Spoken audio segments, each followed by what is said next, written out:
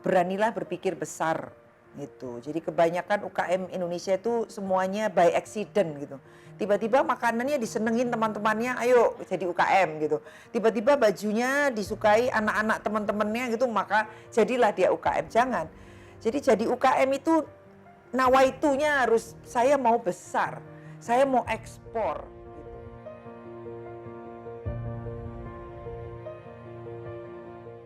Baik, satu kata bahwa apakah bagaimana peluang UMKM di dunia untuk go global, satu kata besar sekali dan sangat luar biasa. Nah, namun pertanyaan berikutnya lalu bagaimana kita bisa mengoptimalkan kemampuan UKM tersebut untuk memenuhi potensi yang luar biasa di global. Ada 5 tantangan yang dihadapi oleh UKM Indonesia yang sampai hari ini masih harus dibantu untuk dicarikan solusi yang tepat gitu. Yang pertama adalah akses untuk global buyer. Jadi saat ini UKM Indonesia kebanyakan bantuan-bantuan dari pemerintah, dari program-program CSR, swasta dan dukungan-dukungan yang lain kebanyakan masih fokus pada perbaikan produk, peningkatan kualitas produk. Tidak salah, memang wajib untuk diperbaiki dulu produknya. Tapi sekarang sudah waktunya untuk mulai melihat potensi membuka akses ke global buyer. Aksesnya gitu. Jadi sebelum pandemi akses itu bisa didapat dari pameran-pameran gitu. Tapi sekarang akses tersebut gara-gara pandemi, maka kebanyakan aksesnya adalah digital. Nah, mampu nggak UKM Indonesia untuk eksis di platform-platform buyer internasional gitu. Kemudian yang kedua adalah SDM. Ya. SDM yang sangat paham e-commerce gitu. Baik lokal maupun internasional. Jadi kami tetap saja fokus pada akses pemasarannya gitu. Yang sering terjadi UKM di Indonesia itu kebingungan off-taker-nya siapa. Kemudian siapa yang beli gitu. Nah, jadi sudah waktunya sekarang perhatian pemerintah itu dibagi tidak hanya pada produk tapi juga pada akses internasional dan SDM. SDM yang menguasai mengenai e-commerce maupun menguasai mengenai pengelolaan platform-platform pengelolaan toko-toko online yang berskala internasional. Kemudian yang ketiga adalah financing.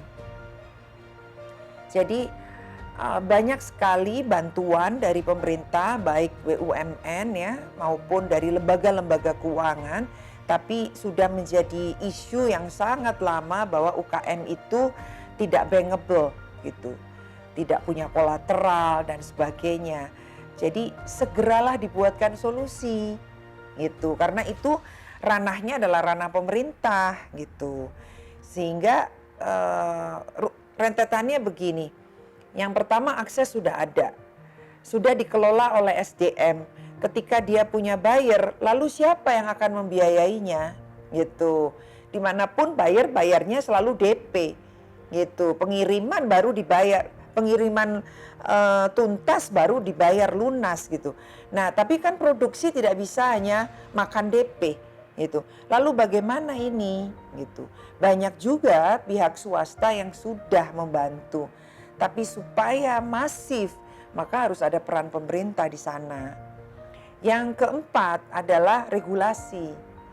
Nah, pemerintah juga harus mempermudah UKM yang sudah pasti dapat buyer gitu. Sekarang izin ekspor itu masih harus berbagai macam kementerian gitu. Nah, bagaimana sih caranya nih supaya izin ekspor di beberapa komoditas itu dipermudah. Kemudian juga mempermudah atau memberi diskon pajak gitu misalnya untuk UKM-UKM yang berhasil melakukan ekspor.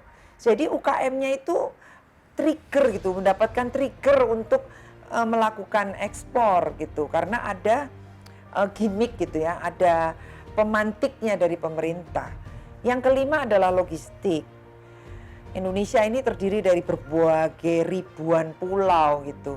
Nah, indah dipandang mata, tapi sangat berdarah-darah bagi logistik. Nah, karena pasti beban terberat dari ongkos produksi adalah logistik. Oleh karena itu, saya sangat berterima kasih gitu ya, ini bukan basa-basi, tapi ini sangat berterima kasih bahwa pemerintah akhirnya mikirin bahwa jalan tol itu penting gitu. Karena kami kan berkutat di ekspor ya, jadi kemudahan logistik, harga logistik itu menjadi sangat penting untuk membuat UKM kita itu kompetitif gitu. Harganya tuh bersaing dengan produk-produk dari para tetangga, negara-negara tetangga yang lain gitu.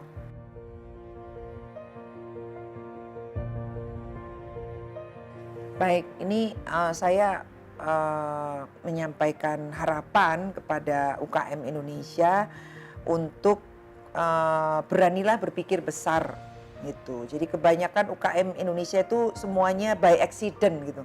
Tiba-tiba makanannya disenengin teman-temannya, ayo jadi UKM gitu. Tiba-tiba bajunya disukai anak-anak teman-temannya gitu, maka jadilah dia UKM. Jangan. Jadi jadi UKM itu nawaitunya harus saya mau besar, saya mau ekspor gitu. Jadi kalau dari awal mentalnya dia sudah saya mau besar, saya mau ekspor gitu, maka dari mulai mendevelop produknya pikirannya udah nama misalnya. Saya namanya harus yang mudah diucapkan oleh orang-orang asing gitu. Yang kedua dalam mencetak packaging gitu, kemasan udah mikirin di mana ya bahasa Inggrisnya gitu. Misalnya dia produknya adalah produk tradisional gitu, misalnya empek-empek gitu, ya dicari bahasa Indonesianya, bahasa asingnya apa gitu. Jadi dari awal dia sudah harus berpikir besar gitu untuk menjadi produk-produk internasional gitu. Itu yang harus dipersiapkan oleh UKM-nya gitu ya. Kemudian yang menarik adalah buat saya UKM itu CEO semuanya, Chief Everything Officer. Nah, jadi semua dikerjakan sendiri, mulai dari pengadaan, dari laporan keuangan, mencari dukungan investor, jemput anak, bikin makan suami, jemput mertua, semuanya dilakukan sendiri. Nah, sehingga UKM-nya juga nggak boleh merasa ini bagus kalau aku melakukan sendiri. Nggak bisa. Ini sudah namanya udah zaman sharing ekonomi. Jadi kalau bisa berkolaborasilah supaya bebannya tidak terlalu berat gitu. Jadi brand itu jangan dikekepin sendiri, diubah itu udah tersinggung sampai 7 turunan gitu. Jangan gitu. Tapi berkolaborasilah dengan anak-anak muda untuk bagaimana mengembangkan digitalisasinya. Jadi UKM-UKM yang milenial atau generasi sebelum milenial, sudahlah bukalah perasaan kita untuk mau menerima anak-anak muda untuk mengelola digitalisasinya gitu. Jadi saya menggebu-gebu ini bukan marah Mbak, tapi semangat gitu. Harus now or never gitu aja loh gitu.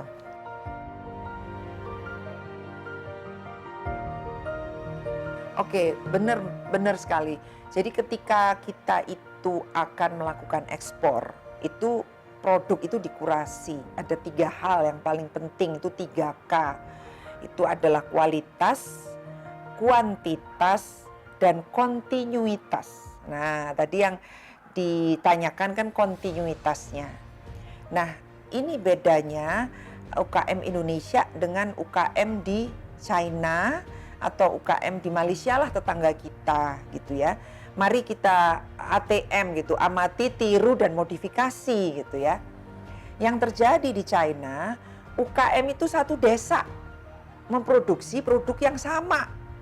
Jadi besar bersama-sama gitu. Nah kalau Indonesia kan enggak, UKM-nya itu berjuang sendiri-sendiri. Begitu dapat skalanya besar, kelabakan, mending dibatalin aja deh, saya nggak bisa nerusin ini, nggak kuat gitu. Polanya itu bukan pola atau mindsetnya bukan mindset kolaborasi gitu.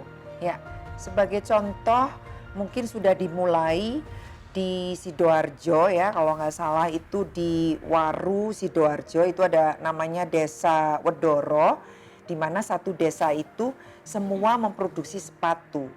Nah itu yang benar itu. Jadi ketemu buyer gitu internasional, buyer mintanya apa, spesifikasinya seperti apa, kemudian dibuatkan di satu desa tersebut. Maka kontinuitasnya tadi akan terjaga gitu.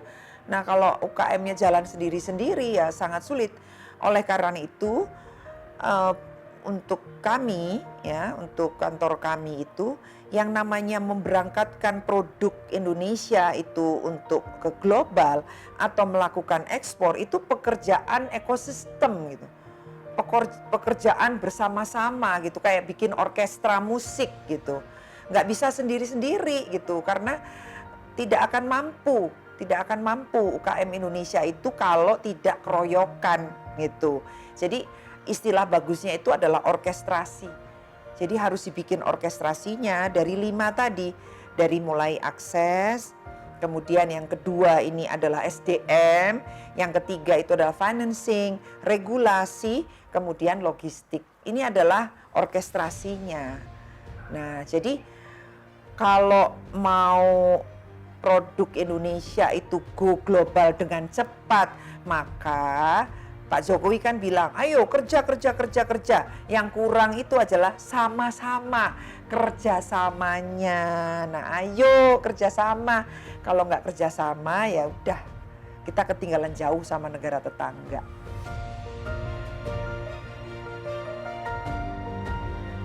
Sebenarnya harus disampaikan bahwa tergantung negara masing-masing ya. Karena setiap negara itu memiliki spesifikasi tren untuk produk-produk Indonesia.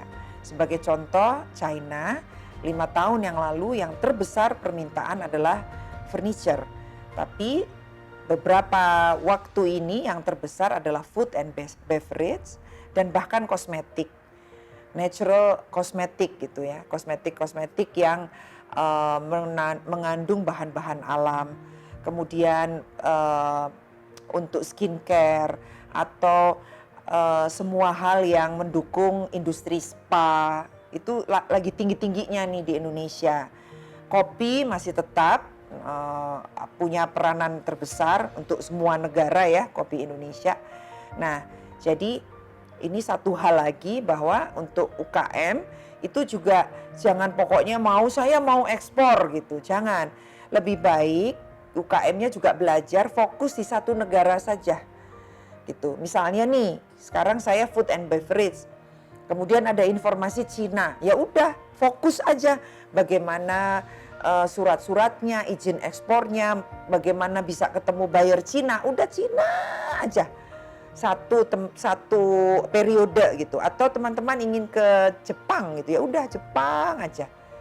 Gitu.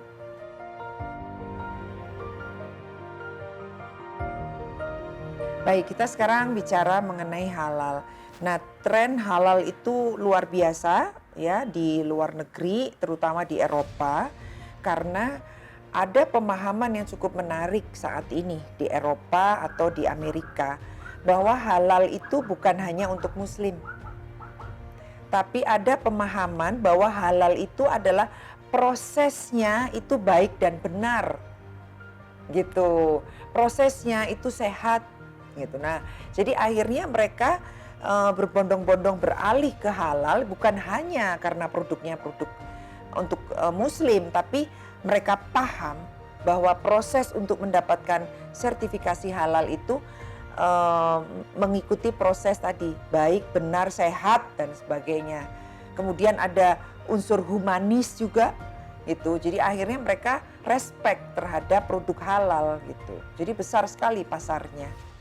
Jadi target dari Pak Wapres kan Indonesia harus menjadi produsen ya, bukan pasar produk halal loh, produsen produk halal terbesar di dunia, masuk dalam 5 besar di dunia di tahun 2025 kalau nggak salah. Nah, tantangannya apa? Yang pertama tantangannya lagi-lagi dari sisi regulasi, dari sisi produknya gitu ya. Bagaimana saya yakin banget sampai hari ini pun kami sudah melihat banyak sekali kemudahan-kemudahan yang diberikan oleh pemerintah untuk produk itu atau produk Indonesia mendapatkan sertifikasi halal itu. Jadi percepatan atau regulasi pemerintah untuk membantu UKM percepatan mendapatkan sertifikasi halal. Kemudian yang kedua adalah perjanjian-perjanjian bilateral pemerintah dengan negara-negara importir itu ya, terutama yang mengutamakan sertifikasi halal itu juga harus ditingkatkan karena banyak juga negara yang tidak menerima sertifikasi halalnya Indonesia gitu. Jadi seperti tadi ya saya sampaikan bahwa ekspor ini adalah orkestrasi gitu, sama apalagi ekspor produk halal itu juga orkestrasi juga gitu. Jadi tugasnya pemerintah sekarang harus meningkatkan perjanjian-perjanjian bilateral di negara-negara yang syaratnya adalah produknya harus halal, misalnya Arab Saudi gitu.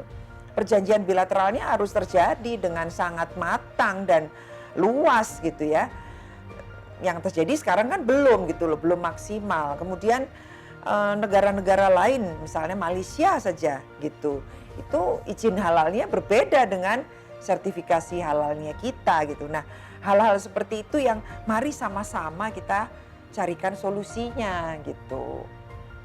Yang di Indonesia mikirin produknya aja gitu, bagaimana produknya itu atau UKM-nya tersebut bisa memenuhi syarat-syarat untuk mendapatkan sertifikasi halal gitu. Jadi PR-nya masih panjang, tapi bisa.